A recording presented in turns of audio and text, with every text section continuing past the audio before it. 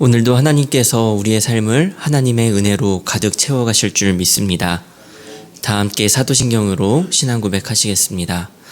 전능하사 천지를 만드신 하나님 아버지를 내가 믿사오며 그 외아들 우리 주 예수 그리스도를 믿사오니 이는 성령으로 잉태하사 동정녀 마리아에게 나시고 본디오 빌라도에게 고난을 받으사 십자가에 못 박혀 죽으시고 장사한 지 사흘 만에 죽은 자 가운데서 다시 살아나시며 하늘에 오르사 전능하신 하나님 우편에 앉아 계시다가 저리로서 산 자와 죽은 자를 심판하러 오시리라. 성령을 믿사오며 거룩한 공회와 성도가 서로 교통하는 것과 죄를 사하여 주시는 것과 몸이 다시 사는 것과 영원히 사는 것을 믿사옵나이다. 아멘. 다 함께 찬송가 292장 찬송하시겠습니다.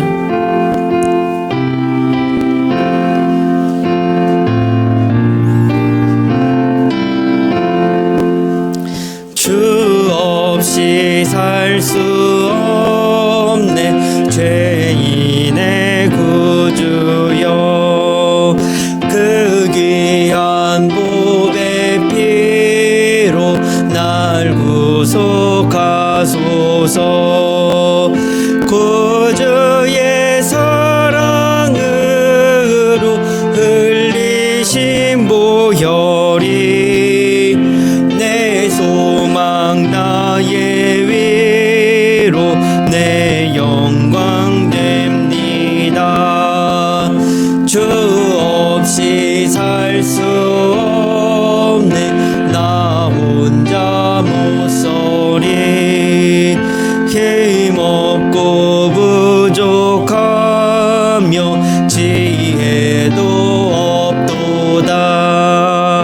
내 주는 나의 생명 또 나의 힘이라. 주님을 의지하여 지혜를 얻으리. 주 없이 살 수 없네 내 주는 아신다. 내 영의 깊은 간구 마음의 소원을 주밖에 나의 마음 네 알아주리요. 내 마음 위로하사 평온케 하시네. 주 없이 살 수 없네 세월이 흐르고 이 깊은 고독 속에 내 생명 끝나도 사나운 풍랑일 때 날 지켜주시니 내 곁에 계신 주님 늘 힘이 됩니다. 아멘. 오늘 우리가 나눌 하나님의 말씀은 마가복음 9장 30절부터 37절의 말씀입니다. 마가복음 9장 30절부터 37절의 말씀입니다. 교독하여 읽도록 하겠습니다. 그곳을 떠나 갈릴리 가운데로 지날새 예수께서 아무에게도 알리고자 아니하시니 이는 제자들을 가르치시며 또 인자가 사람들의 손에 넘겨져 죽임을 말씀하셨기 때문이더라. 그러나 제자들은 이 말씀을 깨닫지 못하고 묻기도 두려워하더라. 가버나움에 이르러 집에 계실새 제자들에게 물으시되 너희가 길에서 서로 토론한 것이 무엇이냐 하시되 그들이 잠잠하니 이는 길에서 서로 누가 크냐 하고 쟁론하였음이라.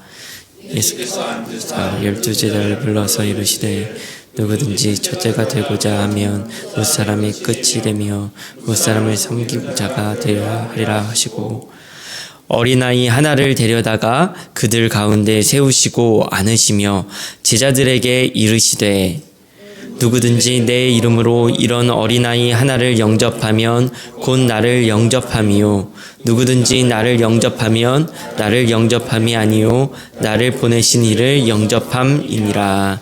아멘. 암으로 투병 생활을 오래 하시던 한 집사님 한 분이 계셨습니다.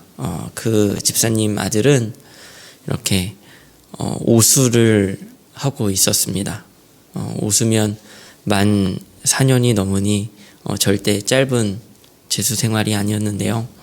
어머니는 투병을 하는 가운데서도 그 아들의 공부를 이제 열심히 지원을 했습니다. 자녀의 미래를 위한 부모의 애달픈 희생이었습니다. 하지만 현실은 그렇게 낭만적이기만 하지는 않았습니다. 사실 그 아들은 공부를 그다지 열심히 하지 않았어요. 그건 그래도 괜찮습니다. 그런데 이제 점수가 잘 안 오를 수도 있고 공부가 잘 안 될 수도 있는 것이지만 문제는 그가 거짓말을 하는 데 있었습니다. 이제 수능이 끝나고 입시철이 되면은 이제 어디에 합격을 했고 장학금을 받을 수도 있지만 더 공부해서 더 좋은 학교에 가고 싶다라고 이야기를 했습니다. 그런데 사실 그것이 사실이 아니었던 것이죠. 그렇게 5년을 부모님의 지원을 받으면서 공부를 한다는 명목하에 이렇게 하고 싶은 게임도 하고 그렇게 살았습니다. 어머니가 하늘나라를 가는 그 순간까지 말입니다. 부디 어머니의 죽음 이후에라도 그가 깨닫고 앞으로의 삶을 진실되게 살아가기를 기도하게 되더라고요. 그 아이에게 어머니가 고통당하는 그 시간들은 무엇이었을까요? 어머니가 고통당하고 죽을 수 있는 상황이었는데도 불구하고 왜 그런 거짓된 삶과 모습으로 어머니의 고통을 기만했을까라는 질문이 들었습니다. 상식적으로는 이해가 되지 않았습니다. 그러나 조금은 이해가 되기도 합니다. 아마도 두렵지 않았을까 싶었습니다. 회피하고 싶었을 것 같아요. 그래서 엄마의 아픔과 죽음조차 마음에서 지우고 계속해서 반복적으로 모르는 채 살아갈 수 있는 그러한 길을 선택하기 위해 거짓말을 했던 것 같습니다. 그리고 아마 어머니가 돌아가신 후에야 그 현실을 마주하게 될 것이었습니다. 어머니의 투병 생활은 사실 그 이후에 이제 오게 될 상황들을 예측하고 준비할 수 있는 시간이기도 했는데 그 시간을 회피와 두려움에 내어주어 잘못된 선택을 하게 된 것이죠. 우리의 영적인 삶에도 회피와 두려움에 갇힌 나날들이 있는 것 같습니다. 오늘 본문은 그것을 보여주고 있습니다. 오늘 본문은 예수님의 그 변화산 사건 이후에 그리고 간질병으로 고생하던 송년을 고치시고 그 이후에 있었던 일들을 기록하고 있습니다. 예수님은 극도로 사람들에게 알려지기를 꺼려 하셨습니다. 갈릴리 지역에 가버나움으로 가셨습니다. 31절은 이렇게 기록을 하고 있습니다. 이는 제자들을 가르치시며 또 인자가 사람들의 손에 넘겨져 죽임을 당하고 죽은 지 3일 만에 살아나리라는 것을 말씀하셨기 때문이더라. 예수님께서 사람들을 피하셨습니다. 그런데 그것은 제자들에게 가까운 미래에 그들이 겪어야만 할 일들을 알려주시기 원하셨기 때문입니다. 자신의 죽음과 부활에 대해 가르치시고자 하는 의도가 있었습니다. 예수님은 변화산에서 자신이 죽을 것이다 라고 하신 그 예고에 이어 두 번째로 자신이 고난받으실 것이라고 하는 순환의 예고를 하셨습니다. 그런데 제자들의 반응은 예수님의 순환 예고를 듣고는 침묵하였습니다. 이에 대해 32절은 이렇게 기록하고 있습니다. 그러나 제자들은 이 말씀을 깨닫지 못하고 묻기도 두려워하더라. 제자들의 침묵한 이유가 무엇이었겠습니까? 어쩌면 그들은 책망을 받을까 두려워했을 수도 있습니다. 예수님께서 첫 번째 순환 예고하실 때에 베드로가 예수님께 그러하지 말라고 항변하였었거든요. 그때 예수님께서는 베드로에게 8장 33절에 이렇게 말씀하셨습니다. 예수께서 돌이키사 제자들을 보시며 베드로를 꾸짖어 이르시되 사탄아 내 뒤로 물러가라. 내가 하나님의 일을 생각하지 아니하고 도리어 사람의 일을 생각하는도다 하시고, 아마도 예수님의 말씀에 베드로처럼 혼날까 말하기를 두려워했을 것 같습니다. 그러나 더 큰 이유가 있었는데 그 이유는 별로 알고 싶지 않은 상태로 살아가기를 더 좋아하는 마음이었습니다. 32절은 분명하게 말씀하고 있는 것입니다. 제자들은 이 말씀을 깨닫지 못하고 묻기도 두려워하더라. 그들은 예수님의 말씀을 외면했습니다. 두려워하였습니다. 그들의 관심에 예수님의 순환과 죽으심이 어떤 의미가 되지 못하였다는 것은 그 이후에 나오는 33절부터 37절의 말씀이 증명하고 있는 것입니다.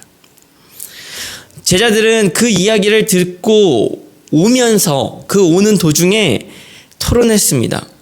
예수님은 33절에 물으셨습니다. 가버나움에 이르러 집에 계실새 제자들에게 물으시되 너희가 길에서 서로 토론한 것이 무엇이냐 하시되, 여기서 토론하다라는 동사는요 미완료 과거 시제로 쓰였는데요, 가버나움에 이를 때까지 논쟁을 계속해서 했다라는 것을 보여주고 있는 단어입니다. 예수님의 순환 예고를 듣고 곧바로 토론을 시작했고 지금까지 계속해서 그 토론을 이어왔는데 그들의 주제와 그들의 궁금증은 단 하나였습니다. 누가 크냐? 제자들은 궁금했던 것입니다. 누가 큰지, 누가 가장 예수님의 사랑을 많이 받는지, 누가 예수님이 왕으로 등극하시면 가장 높은 지위에 오를 것인지 궁금하였습니다. 아이러니하게도 이 논쟁은, 그러니까 예수님께서 십자가에 달리시기 직전까지, 그러니까 최후의 만찬을 먹은 후에도 계속될 만큼이나 이들의 이 논쟁은 멈출 줄을 몰랐습니다. 상식적으로도 예수님이 나 이제 죽을 거야, 나 이제 고난 받을 거야 라고 말씀하신데도 불구하고 그 말조차 조금도 인식하지 않았습니다. 예수님의 죽음 앞에조차 누가 크냐, 그것이 더 중요한 그들의 모습은 철부지 어린 아이들과 같았습니다. 예수님은 그들에게 물으셨습니다. 무엇을 가지고 토론한 것이냐? 예수님은 사실 그들의 토론에 대하여 주제를 분명히 아셨음에도 불구하고 그들에게 물으셨습니다. 그리고는 가르치셨습니다. 35절은 이렇게 기록을 하고 있습니다. 예수께서 앉으사 12제자를 불러 이르시되 누구든지 첫째가 되고자 하면 뭇 사람의 끝이 되며 뭇 사람을 섬기는 자가 되어야 하리라 하시고,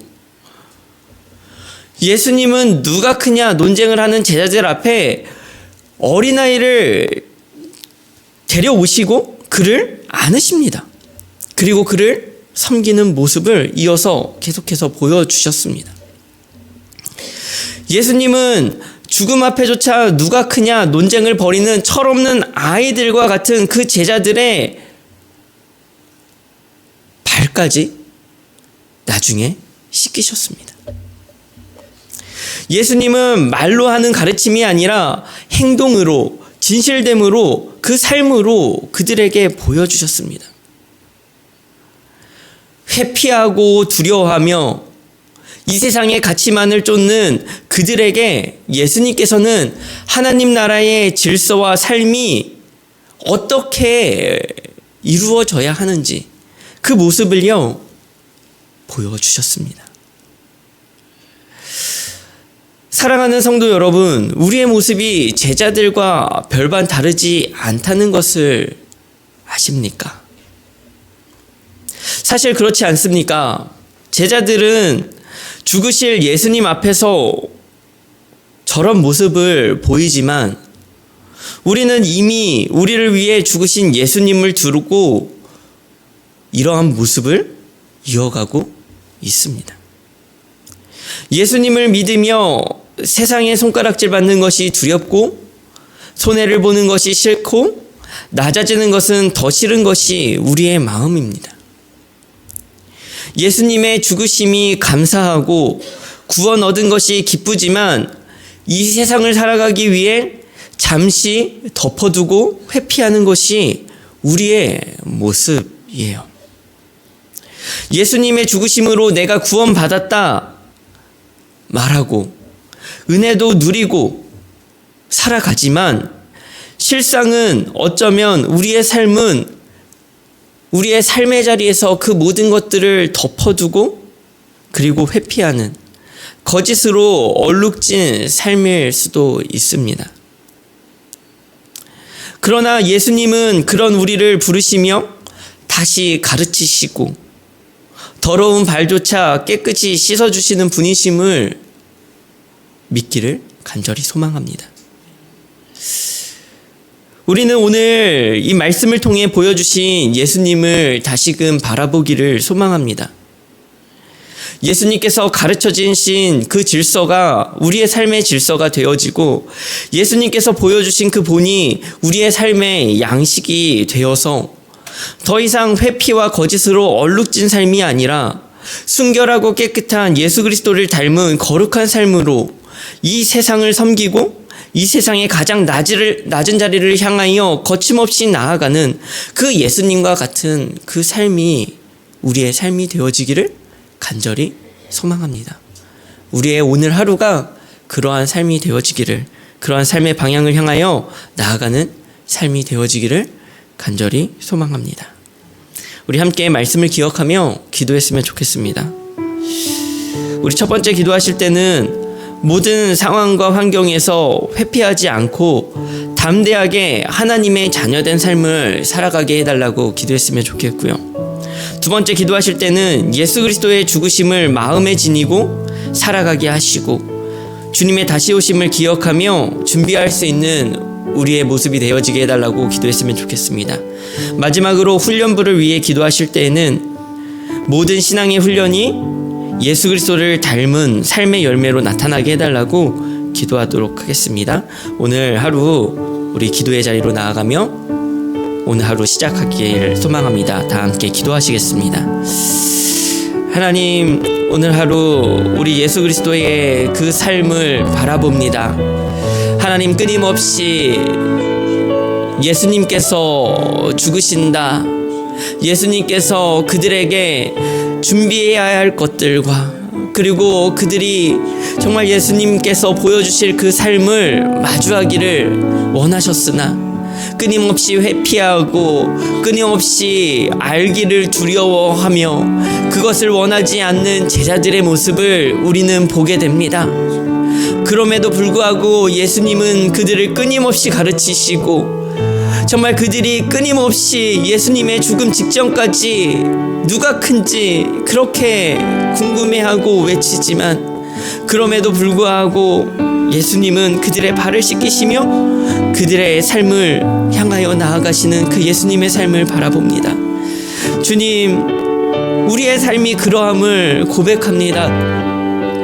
우리의 삶이 그렇게 아무런 가치 없는 것을 따라 살아가길 원하는 우리의 삶임을 고백합니다.